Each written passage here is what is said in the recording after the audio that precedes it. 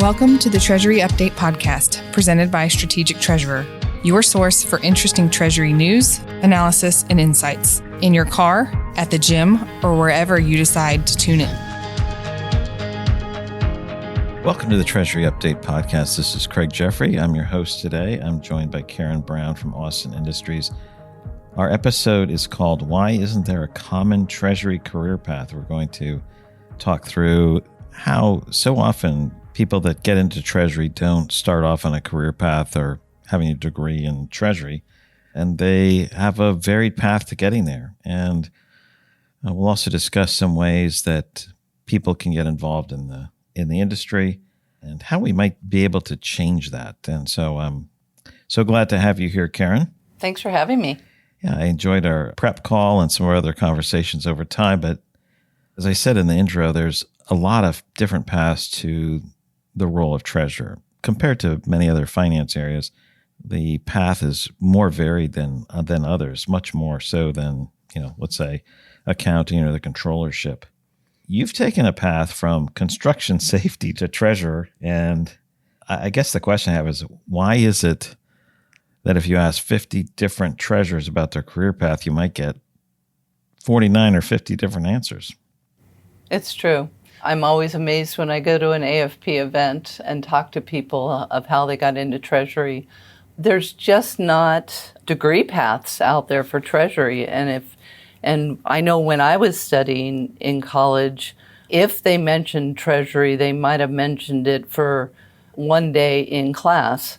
And I do know that some of the universities have started to offer degree paths in Treasury, but not too many. The universities are pointing people in the direction of accounting and maybe finance, but certainly not in the area of Treasury. And it's really unfortunate because certainly if you study for the CTP or the FP&A, there's definitely enough material to put a degree program together. In my case, yes, I came out of construction safety, but I'd done so many other things before, I just never found my passion. That day that the assistant treasurer tapped me on the shoulder and said, "Hey, we need a cash backup." And I looked at her and I said, "I have no idea what that is. What's a cash backup? But I'm willing to do it." I found out that Treasury was not only a career, but it was a career that was a lot of fun. And it finally, after being in so many different areas for 20, 25 years at that point, I made this huge career pivot and found something that I was really good at and I enjoyed. And I wish they had told me about it when I was in college. Yeah, there's the Chartered Financial Analyst, there's the Certified Treasury Professional. There's some of these other professional designations that handle the specialty more. Do you think that this, let's say, lack of a degree program creates a lack or a gap in this area? Is this an issue? Is this an issue that needs to be solved now? In my opinion, yes. As I said, there's so many things that they could put a degree program together and help the corporations of America get people focused on Treasury, because more and more Treasury is becoming really important to the board. I mean, cash forecasting is essential these days. The pandemic really showed our worth, and we became front and center, and cash was all of a sudden talked about a lot. A lot of companies finally went, "Oh, we do need Treasury." So it's really hard to find people that understand that Treasury is different than accounting. It's different than your traditional finance roles, and understand the subtle difference of what those are. So even when you're talking to the young adults that are looking for internships, the idea of offering an internship in Treasury, the deer in the headlight look is what I see, because they don't even know what Treasury is. So you talk to them about the idea of coming and spending 12 weeks learning Treasury, and in their mind, they can't see where they can apply that later in their career path. I think that's unfortunate, not only for us as an industry, but for corporates and for them as well. There's a couple of things that went through my head. One was I would like to hear how things are on the job front, the hiring situation. There tends to be a gap, and how much of this is from feeding the system. And I guess the other thing, too, to comment on is Treasury groups tend to be small, very thinly staffed. Even though they grow slightly year over year, there's more groups that add someone into Treasury than remove someone, or it's slow growth. It's 12 to 18% net companies add Treasury people. And there's armies of accountants. I mean, there's companies will hire 2 fixed asset accountants. There's just a tiniest issue, whereas Treasury might have 3 or 4 people. And I guess as we think about how things move forward, there's a greater sense of some of the automation, some of AI will take away finance jobs and probably will, and change finance jobs, but will probably have a bigger impact in other areas of finance rather than Treasury. We see those in the numbers. You can't really cut staff positions in Treasury because there's so little. There's much work that remains to be done that's not done, whereas it'll perhaps become a more important role over time because it's not going to be a shrinking area. True. I can tell you that I have now been here 24 years and I've been in Treasury for 23. When I got to move into Treasury, it was a half-time position, so there was 1.5 people in Treasury. And today, 23 years later, it's a 3-person Treasury department. We've gone from being almost like about $1 billion company to a $4.5 billion company. So the change in personnel in accounting, I can tell you, has been dramatically different in terms of numbers versus the numbers in Treasury. I don't expect that I'm going to get a 4th Treasury person before accounting gets, another person. That's for sure. So I'm always faced with having to do more with the 3 headcount that I have, and that's why I depend heavily on my Treasury workstation. I depend heavily on what those providers are going to be able to help me with in terms of what's coming down the pike with artificial intelligence, with machine learning, with all of those things that I can get the mundane daily tasks. What can I have machine learning do for me so that I can get those value-added tasks into the hands of the Treasury analysts that I have and keep them engaged and keep them doing value-added tasks. So it's interesting to see what's happening, but I don't think companies are seeing Treasury as an area where we provide a lot of value. So it's very hard to go to the well and say, I could use another person and justify another headcount. Whether it's for risk or control of financial processes, kind of interesting. On the job situation, the hiring situations, what have you been experiencing when you're trying to hire Treasury positions? What are you seeing there? It's so tough. A lot of people are looking for Treasury analyst positions. There's folks that have been in really, really large companies, and in Dallas, we are blessed with a whole bunch of Fortune 500 companies. Those companies do have very large Treasury staffs. And what I've found is that you can be in a Treasury department and you might have done part of the Treasury analyst job, but you're not exposed to all of the parts of the job. And then you come to a smaller Treasury department, and I'm going to show my age here, but we're like a soups to dessert department.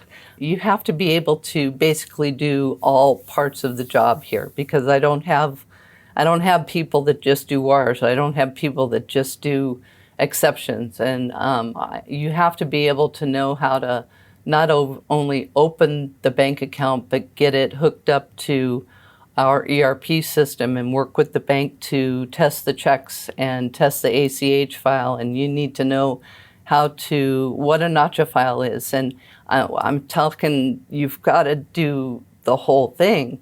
And so what I'm finding is it's really hard to find people that have that broad knowledge. And so if I bring in a person that is brand new off the street that I can train, so like brand new, fresh out of college, that I can teach much like I was taught, I know they're going to get that training from me, and I'm going to teach them exactly, what a notch file is, how to read it. I'm going to teach them how to open a bank account, how to do all the things. And I'm going to bring them in as an entry-level person, bring them through all the steps, get them ready to promote.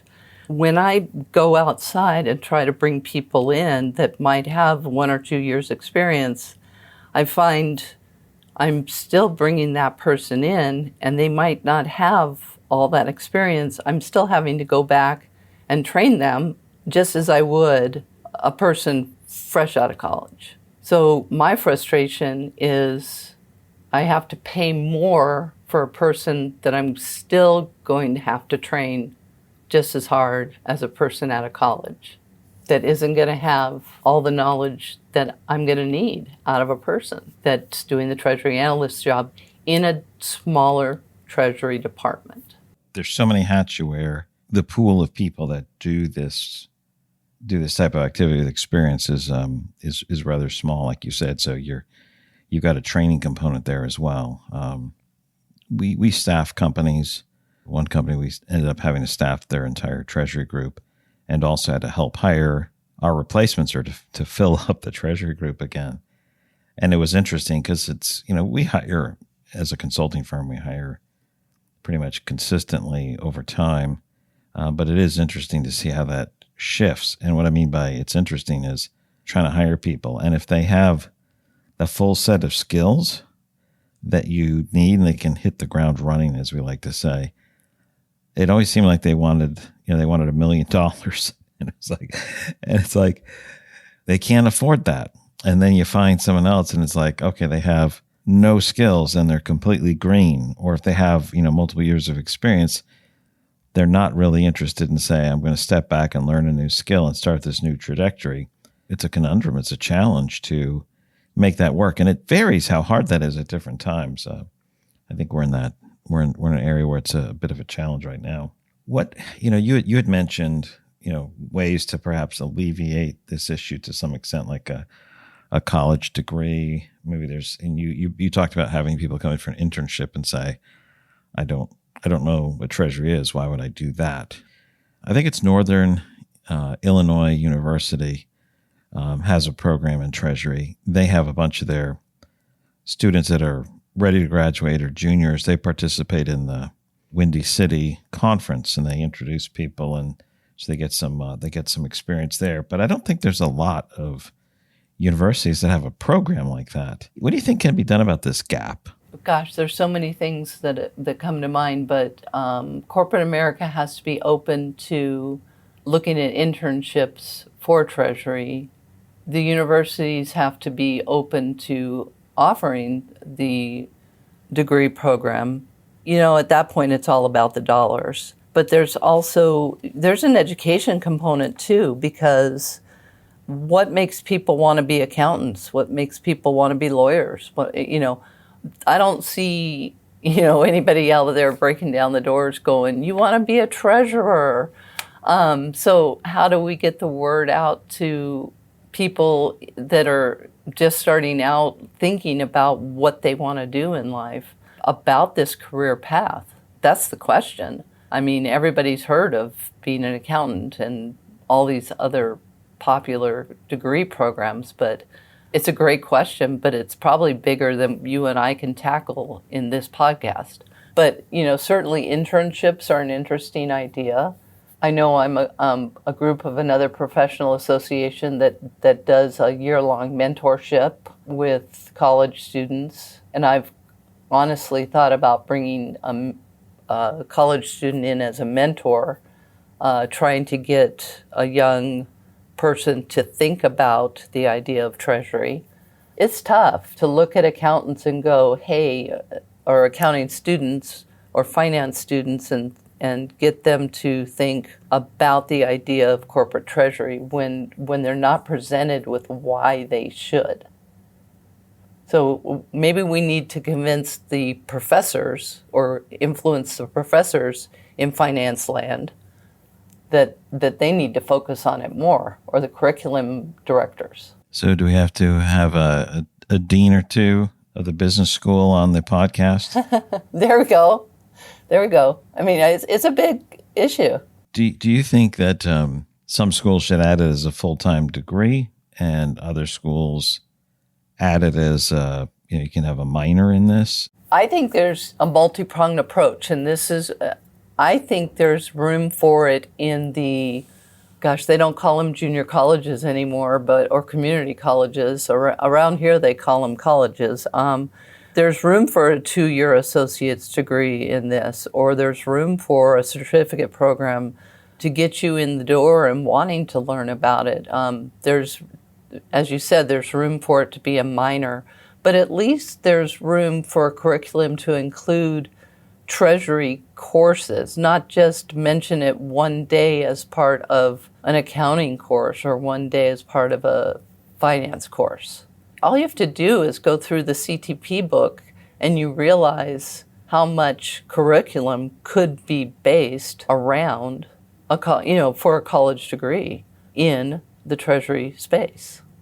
So you heard it here first. You should add courses, maybe have minors, maybe you make it as a major. Any deans or heads of business schools, I'd love to talk to you about that at some point.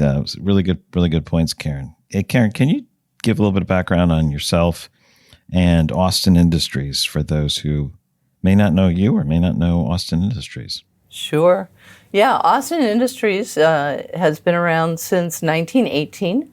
We are a 100% employee-owned company. We are the 33rd largest builder in the country. I always say we build big things. And if you recently watched the NBA Finals, you saw the American Airlines Center where the Mavericks play. We built that. If you've ever flown through DFW Airport, we built that. Or San Francisco Airport. We're currently building 2 of the Texas Instrument fabs for the little chips that we use in our phones. We build we build highways and bridges and hospitals. So we're all over the nation. We just finished a whole bunch of consolidated rental car facilities like at Newark Airport, Utah. I can go on and on and on, but that's our company. We're really proud that we're 100% employee-owned. It's a big deal. We just had our owner party this week because we all got our stock certificates, so it's a happy week around this company.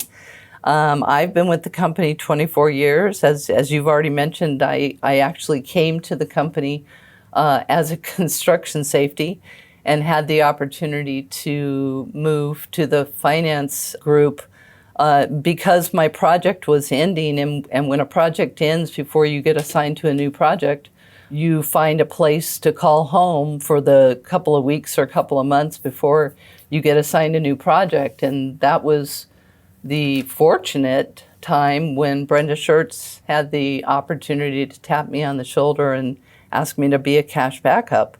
And in this case, it became my new career. From that, I went ahead and studied for the CTP, and I joined the Dallas AFP and the AFP, and I just, ever since then, have been extremely involved with both organizations. And then down here in Texas, we have a little thing called Texpo. It's much like the Windy City. But I became the education chair for Texpo 2012 and 2018, and then I was the co-chair for Texpo 2023. That's excellent. So Austin Industries is headquartered in Texas, but not in Austin, Texas, in Dallas, right? That's correct, and that's because our history is that we started out as the Austin Brothers company, and then when our founder bought the company away from the Austin Brothers, It was Charles Moore who bought the company originally, and they were located in Dallas. But we started out as the Austin Brothers Company. Yeah, your involvement in the industry. So the Dallas AFP, Texpo. Now, Texpo, I remember back when Texpo was probably about the fourth largest regional AFP. I think now by count, they're probably the largest AFP. It's this consistent growth over time. So what do you do there? And any additional shout outs to Texpo or Dallas AFP? Well, currently, next year's Texpo will be down in San Antonio, so I will just happily be an attendee.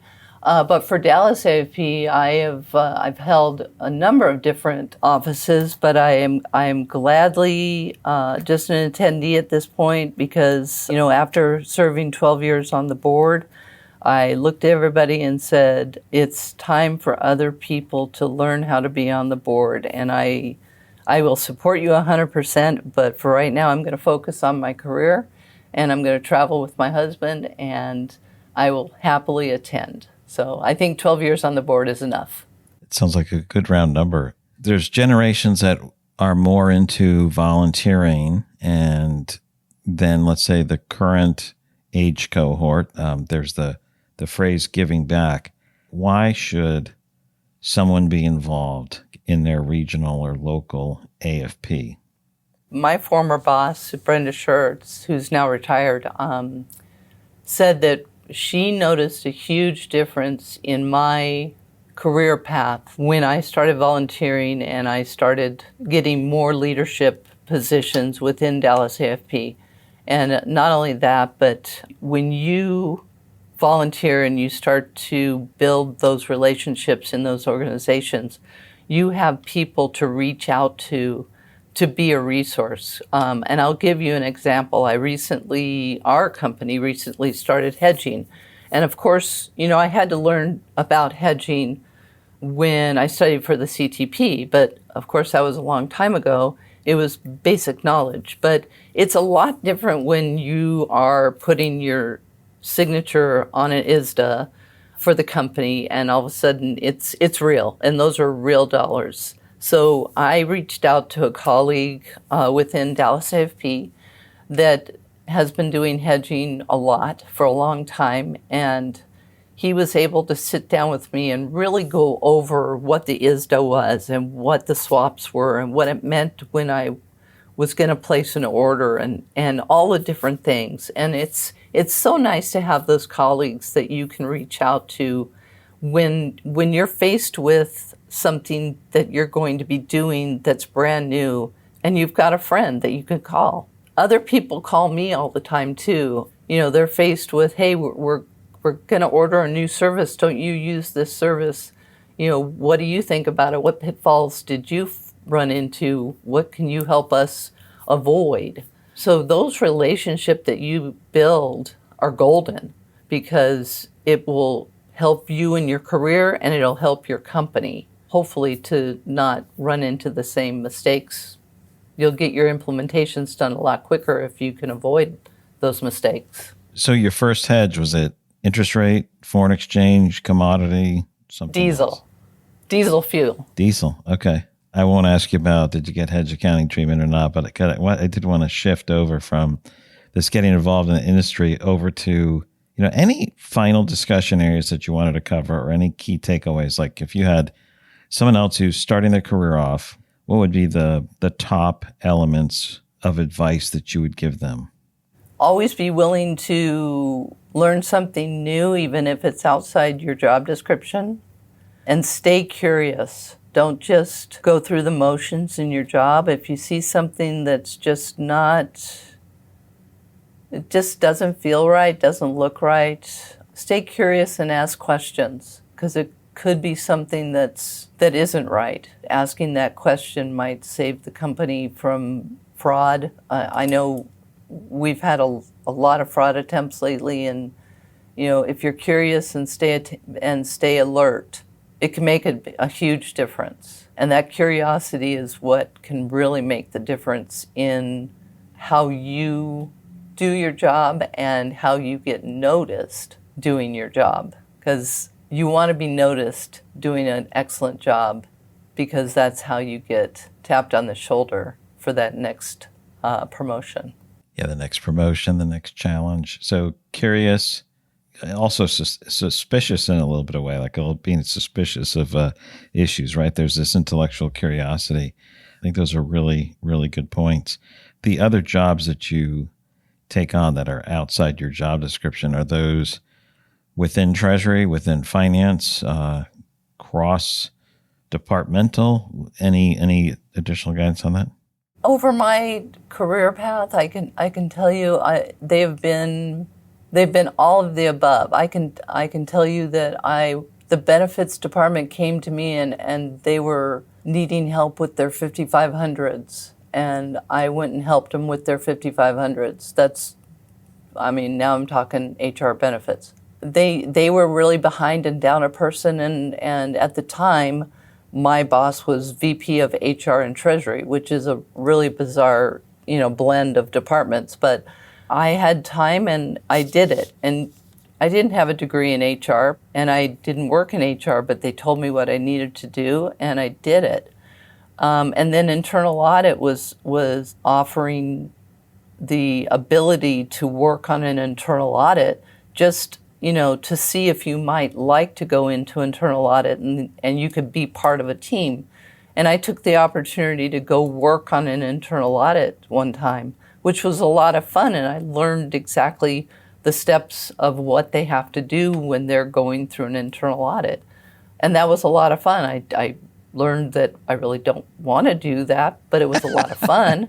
And I learned all the steps they have to do. But then the accounting department was really behind on the reconciliations and they needed help. And I was able to jump in and help them with their reconciliations. I'm always willing to help out if I have the time. Over the path of my career, I've learned that willingness has always done wonderful things for me, because they come to me with problems, I'm able to help. Those are the things that get referenced when there's an opportunity for me to excel in other places or get promoted or whatever it is. 23 years ago, I didn't know Treasury existed, and I'm sitting here. It was during the pandemic in 2020 when the CFO called me and said, "We're promoting you to treasurer." I chalk that up to my willingness to do what it takes, no matter which department it was in. Excellent. Those are some really good key takeaways. One final question is, what if that opportunity comes up to do some work in construction safety? Are you going to take it? I miss being on construction projects. They are so fun.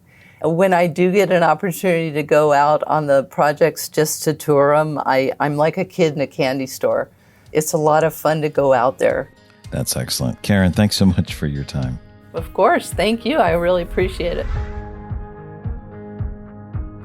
You've reached the end of another episode of the Treasury Update podcast. Be sure to follow Strategic Treasurer on LinkedIn. Just search for Strategic Treasurer. This podcast is provided for informational purposes only, and statements made by Strategic Treasurer LLC on this podcast are not intended as legal, business, consulting, or tax advice. For more information, visit and bookmark strategictreasurer.com.